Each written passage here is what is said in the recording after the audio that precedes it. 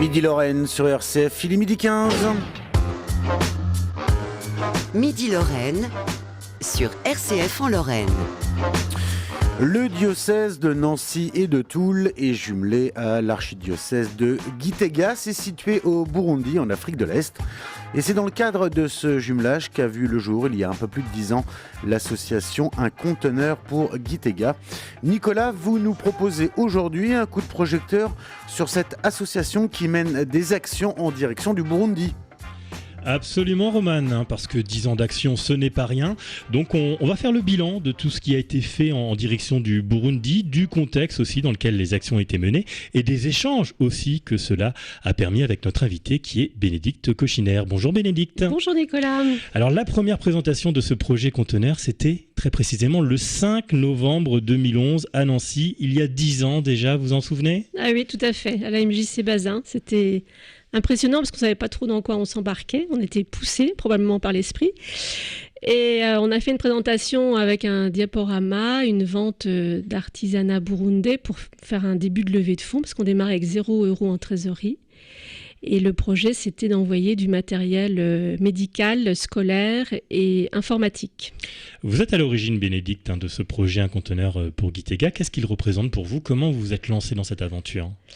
C'est suite à une visite au Burundi. J'ai fait partie d'une délégation qui a accompagné notre évêque en 2009. Notre évêque était invité par l'archevêque, Monseigneur Simon de Gitega, pour le jubilé du diocèse de Gitega qui fêtait ses 50 ans. Voilà. Donc on était une petite délégation et moi c'était ma première expérience africaine, donc je pense que comme tout blanc on est assez marqué par le décalage entre l'aisance en France, même s'il y a des personnes vraiment très, très pauvres en France, mais on va dire un mode de vie français plutôt confortable et une grande pauvreté au Burundi, bien qu'on a été vraiment très, très bien accueillis. Parce que vous avez été marqué par l'accueil, justement. Oui. Les Burundais sont des gens assez discrets, mais très chaleureux, très, très accueillants, très... c'est vrai, très... Et puis, je dirais pas craintifs de l'étranger. Moi, je sais que nous, on apprend à nos enfants de faire attention aux personnes qui ne connaissent pas. Et au Burundi, on arrivait, les enfants nous sautaient dans les bras, quoi. Donc, mais dès ce premier voyage, dans le cadre des rencontres que vous avez faites sur place, vous vous êtes dit, il y a peut-être des besoins auxquels on peut répondre, nous ?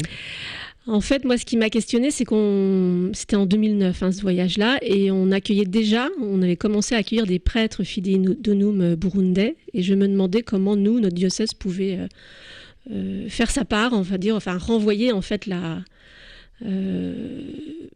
renvoyer ce remercier. Voilà, merci. Oui, c'est ça, voilà. Faire notre part. Les prêtres burundais étaient là pour assurer leur service dans notre diocèse. Et nous, que pouvions-nous faire pour l'archidiocèse de Gitega ? Donc, il m'a semblé qu'un soutien matériel était à notre portée.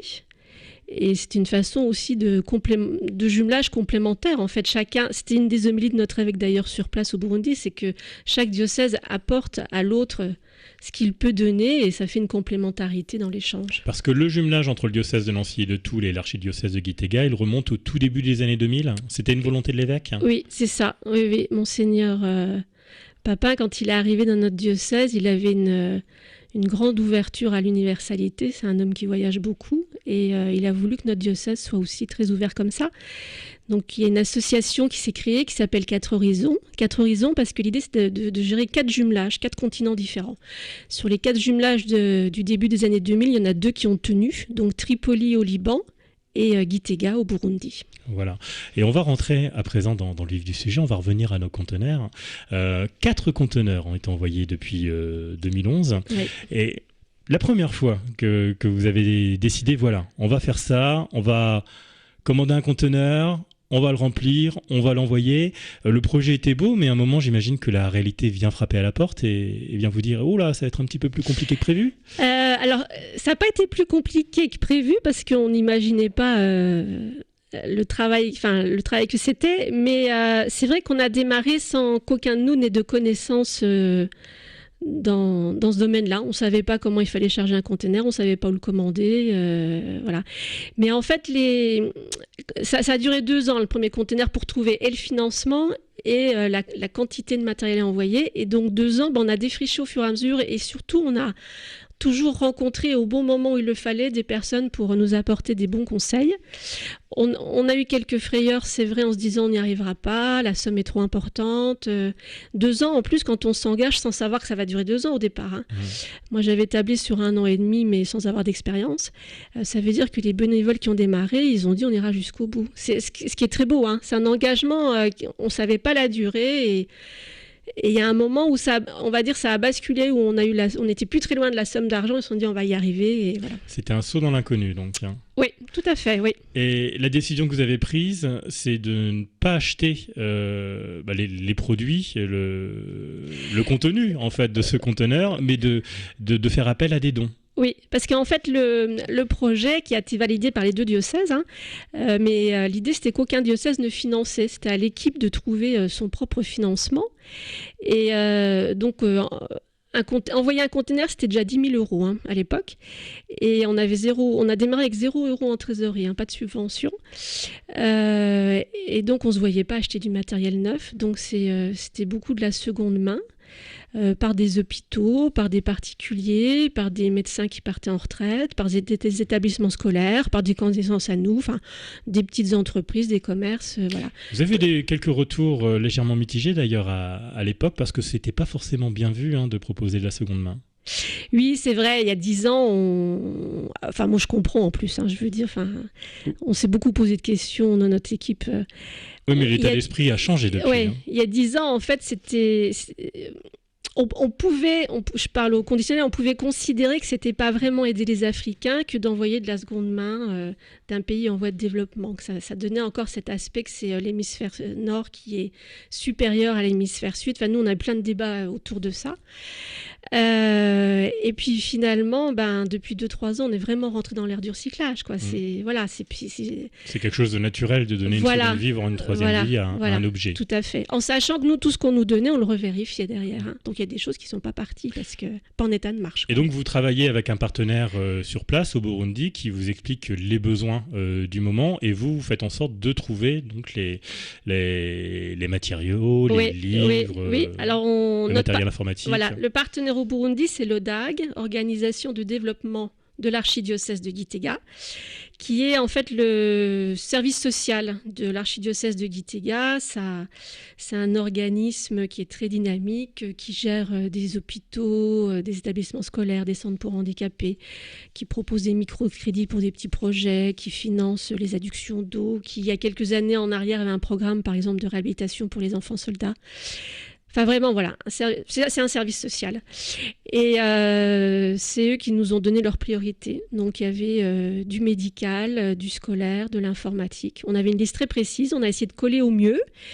Il y a du matériel qu'on n'a jamais réussi à trouver, faut reconnaître, mais il y a aussi du matériel qu'on n'espérait pas trouver et qu'on nous a offert, c'était formidable. Donc en 1 an et demi, vous avez réussi à envoyer ce premier conteneur. Il est arrivé à destination, depuis il y en a eu 3 autres qui sont tous arrivés aussi à destination. Et là aussi, c'est une question qu'on peut se poser, parce qu'on a peu parlé du Burundi finalement, mais il n'y a pas d'accès à la mer, il faut peut-être le préciser. Oui, c'est un pays enclavé, oui. Donc c'est toute une aventure, l'expédition de ce conteneur. Oui, ça dure 2 mois. Quand tout va bien, le trajet dure 2 mois. Nous, on charge à Vendeuvre-les-Nancy. Le conteneur est chargé sur un porte-conteneur au port d'Anvers en Belgique. Et puis, il longe, il traverse la Manche, l'océan Atlantique, la Méditerranée, passe par le canal de Suez. Et puis, il descend le long de la côte est de l'Afrique pour décharger à Dar el-Salem en Tanzanie. Et là, il y a encore un transport en camion. 2 mois quand tout va bien. Parfois, ça a duré plus longtemps, mais c'est toujours arrivé. Même le dernier, malgré la crise sanitaire. Oui. On a eu peur la veille de notre chargement à Vendeuvre-les-Nancy, parce que notre transitaire nous a appelés pour dire que son chauffeur a été testé Covid et il nous a dit qu'il faut décaler le chargement. On a dit non, surtout pas, il faut trouver une solution. Enfin, il nous a trouvé une solution. Et on a eu raison d'insister, parce que 10 jours après, on reconfinait en France, donc on n'aurait pas pu le faire. Alors j'ai sous les yeux la liste du matériel nécessaire, du matériel que vous demandiez pour le dernier conteneur, donc qui arrivait à destination il y a quelques mois, c'est ça ? Il y a Décembre 2020, pardon. Oui, ça fait déjà 1 an. Déjà 1 an, oui. Normalement, on remercie tous nos donateurs et on les réunit et on fait une projection des photos qu'on a reçues au Burundi. On explique, on fait le compte-rendu de tout ce qui a été réceptionné, comment ça a été réparti. Mais bon, comme ça a été très fluctuant là depuis 1 an et demi, on n'a pas réuni en fait nos donateurs et je profite de la radio vraiment pour remercier. On peut déjà les remercier à l'antenne, effectivement. Oui, franchement. Parce que ce matériel, ce n'est pas rien. Il y a des tableaux d'opération, du matériel de chirurgie dentaire, des appareils d'échographie, des appareils de radiographie également. Oui, vous avez trouvé ça ? Oui. Il y a un laboratoire qui fermait à Neuve-Maisons et qui nous a offert et l'appareil de radiologie et la mammographie. Et il faut savoir quand même que pour ce laboratoire, démonter ce matériel sans l'abîmer pour qu'il puisse être utilisé, ça leur a coûté 15 000 € qu'ils ont payé de leur poche, c'est pas nous. Et ils nous l'ont amené, conditionné tout bien jusqu'à notre entrepôt pour que nous, on n'ait plus qu'à le recharger sur le conteneur.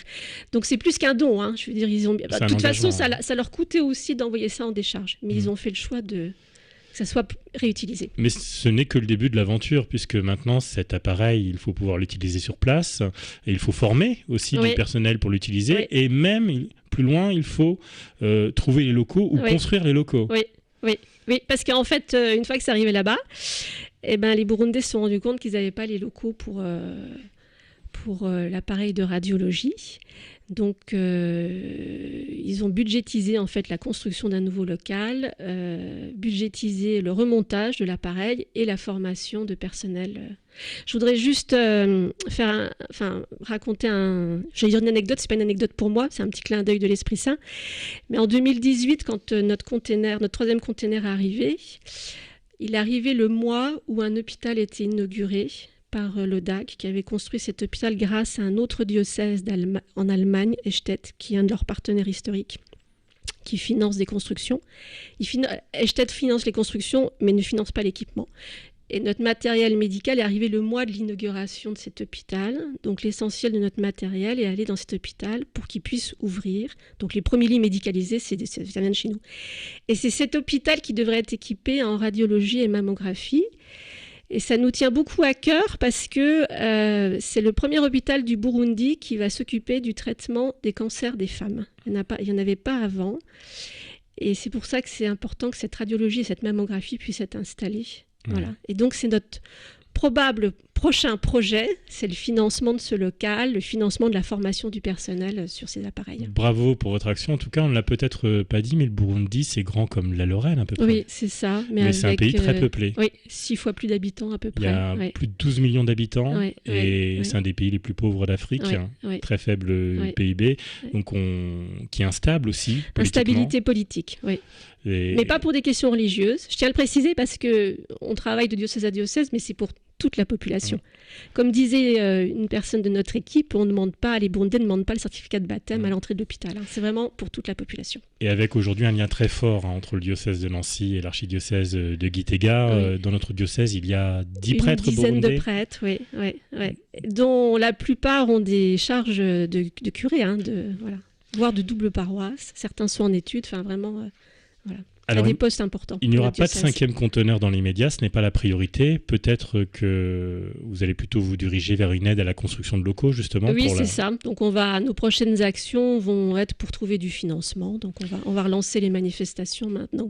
Et puis, une dernière demande que vous aimeriez faire, je le sais, c'est un appel aux bénévoles. Il y a des bénévoles dans votre association, mais vous aimeriez peut-être toucher encore un peu plus large public. On a eu la chance d'avoir une équipe qui s'est, en 10 ans, qui s'est régulièrement renouvelée. Il y a des gens qui étaient là il y a 10 ans et qui y sont toujours. Voilà, il y a eu des départs, il y a eu des arrivées, donc ce qui est une chance pour une association, pour une équipe comme la nôtre. Mais on manque de jeunes, comme dans beaucoup de structures. Mais même si c'est des moins jeunes qui se présentent, bien sûr, c'est pour tout le monde, évidemment, du moment qu'on est motivé. Merci beaucoup, Bénédicte Cochiner. Romane, j'imagine que cela évoque chez vous des souvenirs ? Ouh là là là, ça m'a mis des images plein la tête. Et oui, le Burundi, avec Thierry Georges, nous y étions en 2007 pour faire une série d'émissions sur Suivi le Guide. Donc nous, bien sûr, Bujumbura, Bafoussam, Gitega, Ruigi, le lac Tanganyika, oui.